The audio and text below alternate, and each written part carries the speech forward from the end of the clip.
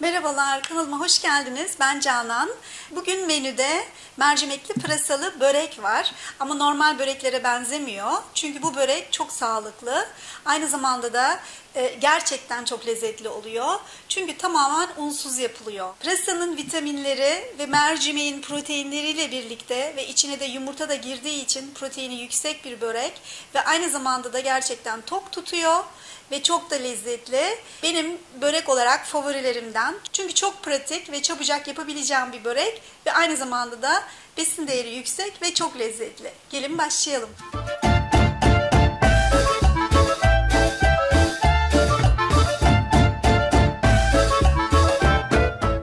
Evet, gelelim malzemelere. İlk önce pırasa gerekiyor. Burada 2-3 adet pırasayı küçük küçük doğradım. Sonra yumurta, kuru soğan. Kuru soğanı da burada küp küp kestim. 1 adet 200 gramlık kaşar, karabiber, tuz ve karbonat. Buradaki gördüğünüz karbonat. Zeytinyağı ve haşlanmış mercimek. Yani mercimekleri haşlanmış olarak 2 su bardağı ölçüsünde alacaksınız. Önce büyük bir tavayı ısıtıp içine zeytinyağını alıyoruz. Ve hemen arkasından soğanları içine alıyorum. Küp küp kesmiş oldum soğanları. Ve ilk önce soğanı, zeytinyağını da hafif kavuracağım. Çok fazla değil, önce hafif. Eğer soğanınız çok küçükse 2 soğan da kullanabilirsiniz. Ve ardından da pırasaları alıyorum. Ve soğanlarla birlikte pırasaları kavuracağım.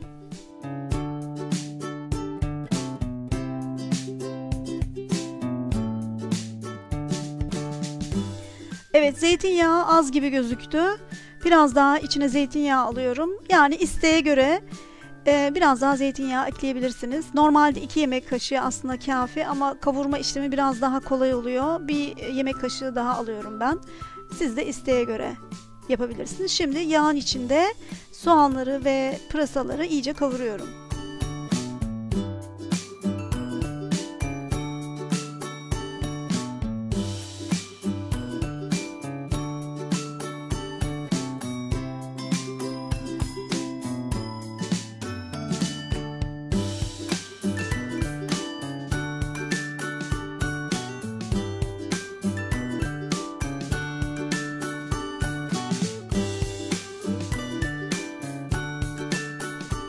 Bütün bu kavurma işlemi birkaç dakikanızı tabii ki alıyor. Biraz hararetli olarak da yapmanız gerekiyor. Pırasaların güzelce kavrulması için. Ama çok fazla tabii ki ezilecek kıvamda değil. Biraz diri kalacak yine. Kenara alıyorum. Evet, şimdi başka bir kaba yumurtaları kırıyorum.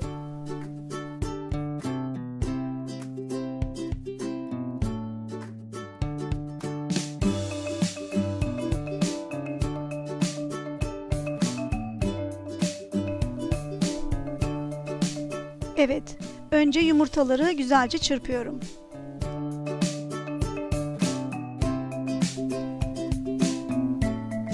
Evet, çırptıktan sonra karbonatımı içine alıyorum.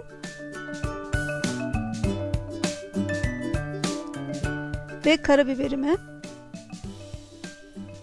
Şimdi bu esnada tuzunu daha atmıyorum. Çünkü içine daha kaşar girecek ve kaşarda tuzlu olduğu için herkes kendi tuz kıvamına göre tuz kullansın derim ben. Tuza biraz dikkat şimdi bu börekte. Evet, şimdi de kaşarı içine rendeliyorum. Gördüğünüz gibi yani 200 gram en azından kaşar giriyor içine. Veya 250 gram da olabilir. Yani kaşar aslında bu böreğe bütün tadını verendir. Un olmadığı için içinde. Gerçekten bol kaşarlı olması da çok önemli. Evet, şimdi bu kabın içine kavurmuş olduğum pırasaları da aktarıyorum.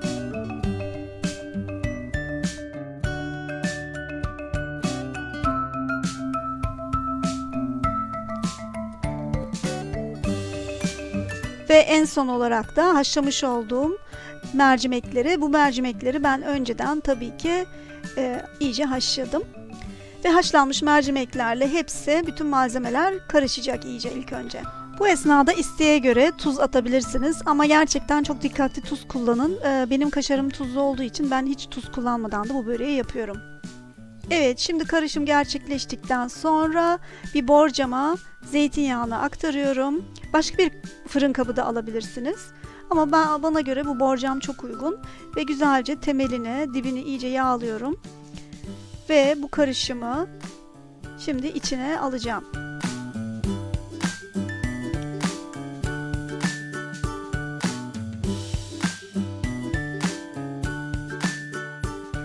Ve karışımı iyice borcama bastırarak yayıyorum.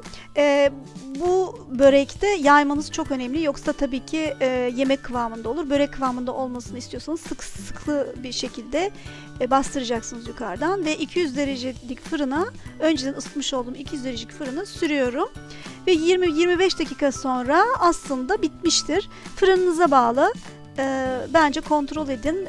Fırınınıza göre dakikayı ayarlayın. Böyle hafif üstü kızarmış olacak. Yanları da kızarmış olacak. Ve o zaman böreğiniz bitmiştir. Şimdi diyeceksiniz ki bana, Canan neden buna börek diyorsun? Aslında bu bir yemek. Evet, aslında yemek. Biz bunu yemek olarak yiyoruz. Neden börek? Çünkü içinde bol kaşar olduğu için gerçekten börek kıvamında oluyor. Ben şimdi kesip size göstereyim. Ve bunu aslında sadece yemek olarak değil, yani günlerde veya misafirleriniz geldiği zaman da low carb, yani karbonhidratsız börek olarak, bol proteinli börek olarak da servis yapabilirsiniz. Yani bütün gerçekten herkes ben bu böreği yaptığım zaman çok bayılıyorlar. Yani özellikle de korkmadan yiyebildikleri için. Tabii kalorisi var mı? Var. İçinde bol kaşar olduğu için tabii ki bol kalorisi de var. Ama karbonhidratı olmadığı için de yine çok güzel bir börek ve doyurucu aynı zamanda. Çok aşırı doyurucu. Yani bir dilim size gerçekten çok güzel yetiyor. Ve şimdi ben hemen dağıtıyorum. Çünkü benim ailem hemen istiyor. Gördüğünüz gibi böreğim kapış kapış bitiyor. Ve gerçekten deneyin. Çok güzel. Ben bunu bir kere sütle de denemiştim. Sütle o kadar güzel olmuyor tadı. Biz kaşarla çok sevdik. Süt yerine bol kaşar kullanıyorum. Ve gerçekten muhteşem oluyor tadı. Muhakkak deneyin. Bir de örneğin benim ailemde pırasa hiç sevilmez. Pırasa yemeği veya zeytinyağlı pırasayı yiyen ailemde tek benim. Ama pırasayı şimdi aileme yedirme usulünde buldum. Bu böreği gerçekten çok severek yiyorlar. İçinde de bol pırasa var ve o yüzden de tabii ki anne olarak çok sevinçliyim. Ve gerçekten sağlıklı bir börek keşfettiğime ve ailemin de bunu çok sevdiği için çok mutluyum. Size de muhakkak tavsiye ederim. Evet, benden bugünlük bu kadar. Umarım tarifim hoşunuza gitmiştir. Bir beğeni verirseniz çok sevinirim.